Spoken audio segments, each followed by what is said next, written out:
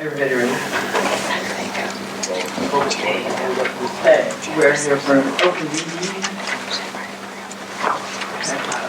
Three items on our agenda today. The first is docket number 1725, rules and regulations governing the termination of residential electric, gas, and water utility service. We have two requests to consider on this. First, a request by the Stewart Wireless Center, quote, to institute a year-round emergency regulation allowing utility customers to have service restored after termination with 10% down of the total amount owed.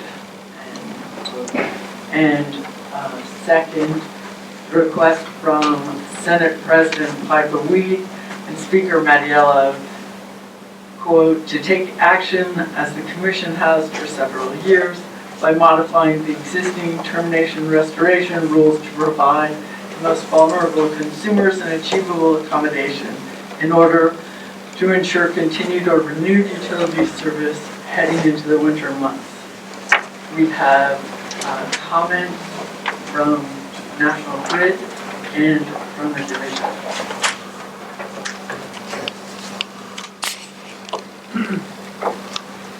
So, I would propose go through this, taking the first question and subparts, and then the second question. And thank you very much. The first question, do conditions support the passage of emergency regulations with less than 30 days notice? I think as in the past, we can vote yes on that, recognizing combination of oncoming winter, more cold weather, and energy insecurity, posing an imminent peril to the public health safety and welfare. Is there discussion on the first question? No, I would agree. I don't think much has changed from last year. Economic conditions in the state are still not what we'd like them to be, and winter is, as they'd say, impending. So I would agree with the chair. Yes. Then I would move that we vote that we can have emergency regulations at this time. I would second that. All in favor? Aye. Aye. The second question. Should the Public Utilities Commission change the down payment required by the newly passed Henry Shelton Act to allow customers to enter into arrearage management plans for a 10% down payment instead of the 25%, which is the figure that's in the newly passed Henry Shelton Act?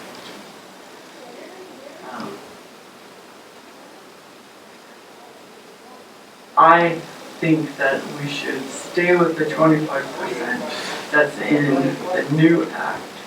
We are instructed to do a cost-benefit analysis on the new act 10%. to determine whether it works properly. If we don't allow it to go into effect, then I don't think that we can do a cost-benefit analysis. We like a No, 10. 10%, please. 10%.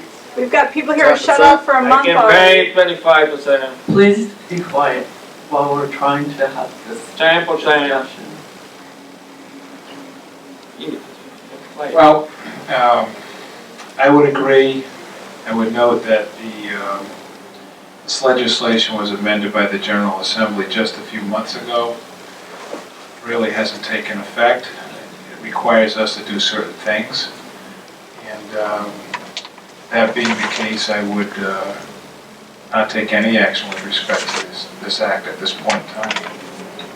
could also ask council, is that the amount that's necessary to enter into an arrearage management plan, is that money that would be available as crisis grant under budget?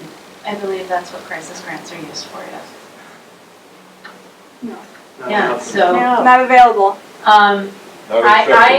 I understand that this was the source of a great deal of discussion in the last legislative session, and as I have struggled over the weekend and before that to understand the nature of the discussion, it seems clear that the intent of last year's legislative change was to make it easier for people who are struggling to pay their bills, particularly those moving from homelessness to permanent shelter, to be able to earn forgiveness for the utility debt. And as I understand it, the amendments allow people who enroll in the debt management plan to earn incremental forgiveness over the course of a year instead of earning full forgiveness over the course of 3 years. And again, and then in order to achieve the full forgiveness, knowing that 25% down payment could be difficult, it allows the state to allocate more money through LIHEAP crisis grants to help people who just have trouble making 25%. So that seems like a nice compromise. And then as Commissioner DeSimone said, the intent is for the PUC to monitor very closely the performance of this to see if it's doing what it's supposed to do, which is to help struggling families. I should also say that it's clear that we have some new leadership here, both in the commission and in the Division of Public Utilities and Carriers, and they're committed to working with the George Wiley Center to address these issues and to make sure that we're headed in the right directions, which means to gather data, to check in with people who are attempting to use the program and to try to solve the problem at its root, as opposed to putting a Band-Aid over the problem. Crisis grant money will go farther at 10% than 25. Those are my comments. Nice, yeah. That was the legislator. It's your job to protect consumers too. Is there a motion? And I just want to say one other thing is from my further understanding that a number of people, 191 people have participated in the program and that there have not been. Last year. Yeah, last year. Why no have a complaints. PUC? You just go with the state legislator. 20,000 shut off every year. There's people here that are shut off that can't afford 25%. Can't afford a 10%, let alone $5 billion from National Grid I projects. would move to retain yeah, the down yeah, payment yeah. required by the newly passed Henry Shelton Act Boo! to allow customers to enter into arrearage management plan for 25% down. They're still He doesn't low say that. These because are of real Second motion. 25%. All in These are real favor? people. They're not Aye. data to follow and monitor. What, do your job. Yeah, 10% is This is perfect. our job.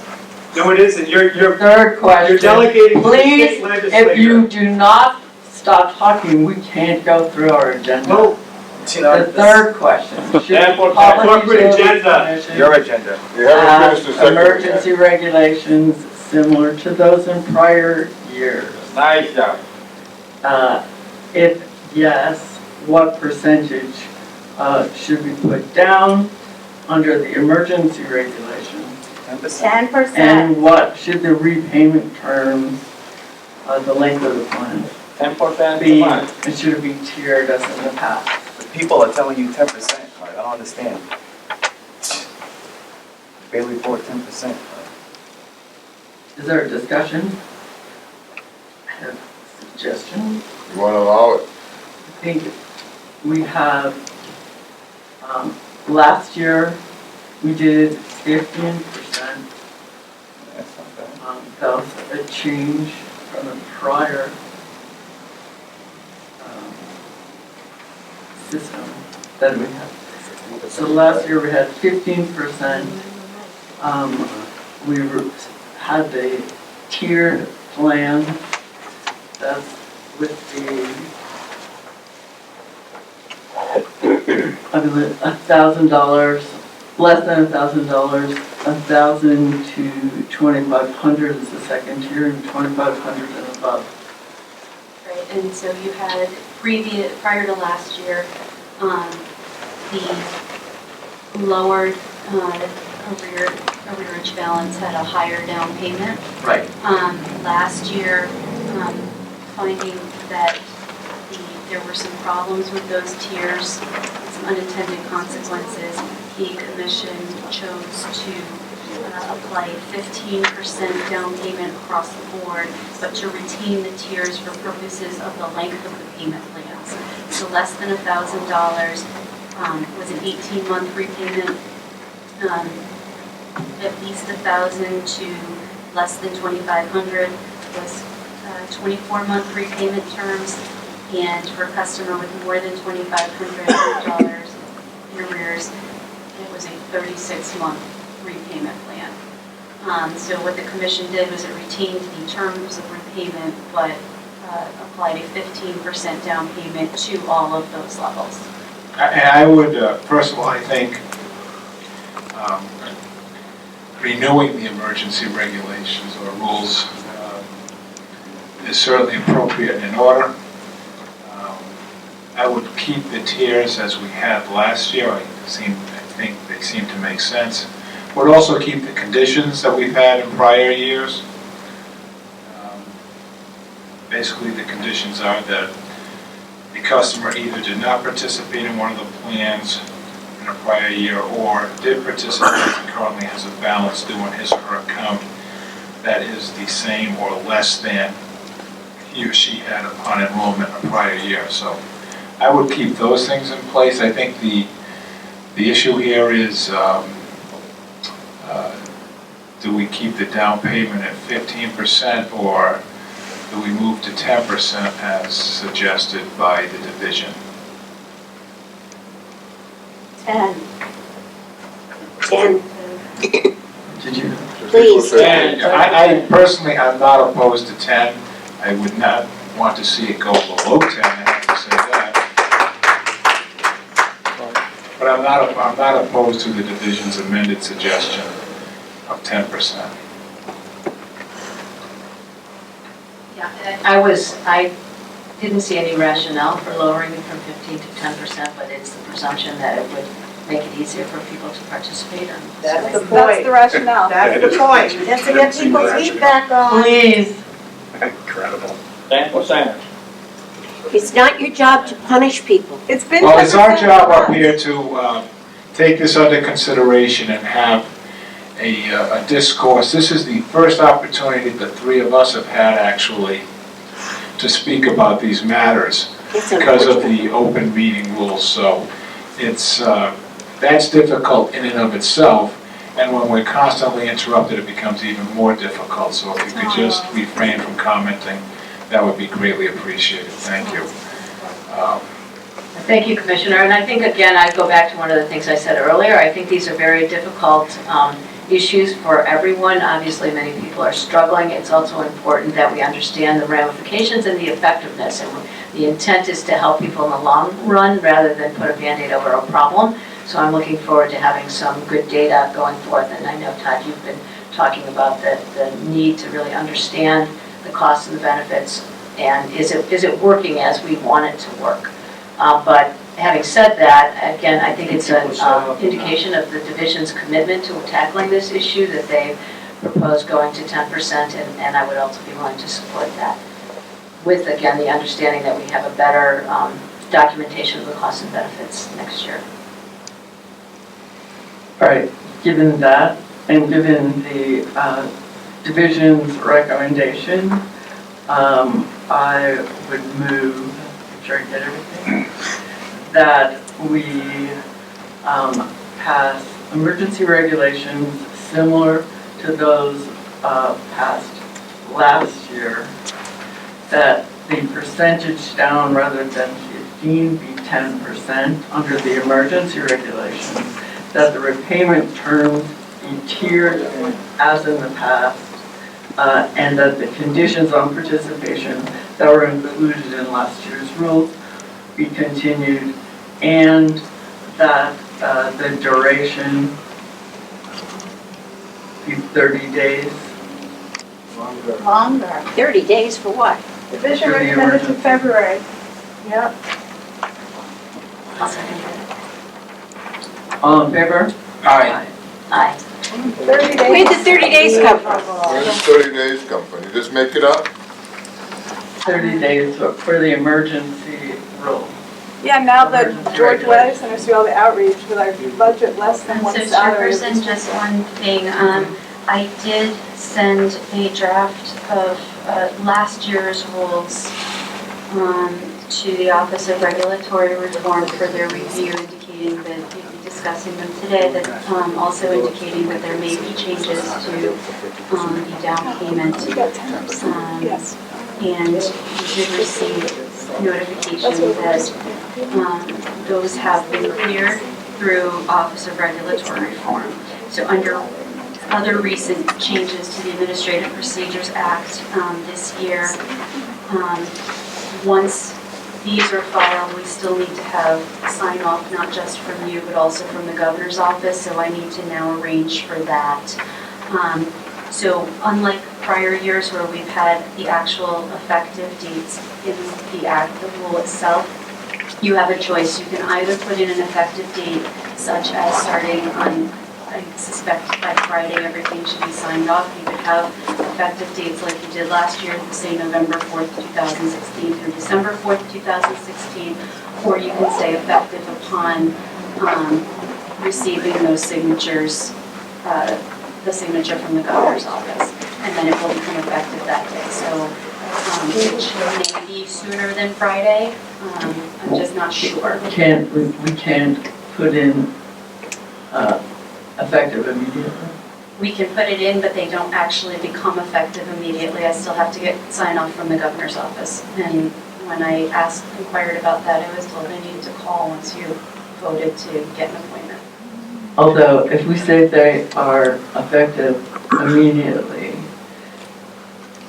won't they actually be put into effect immediately, even though we are not officially there? Because they are not considered to be effective and in force by the Secretary of State's office until we drop off that signature from the governor's office. And so that the question is if you want the actual dates in your regulation, in which case I would suggest the date similar to last year, which was November 4th to December 4th, or if you want to put effect immediately and then they won't go into it, or we can put 30 days and they won't become effective until the Secretary of State's office procedures are complete. I think I'd like to have it say effective immediately for 30 days. And we'll see how that works out. If the worst thing that'll happen is it wouldn't be effective until probably around what? I'm just trying to figure out how to make it clearest for people because of this little weird thing that we haven't had to do before.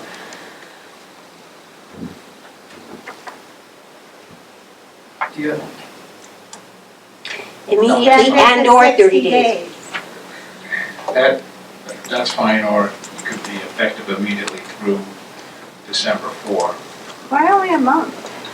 Does that work for you? Effective immediately? Okay. That's good. And, yeah, at worst, it won't be effective until the 4th. At best, it will be effective for the 4th, and it will run for a month.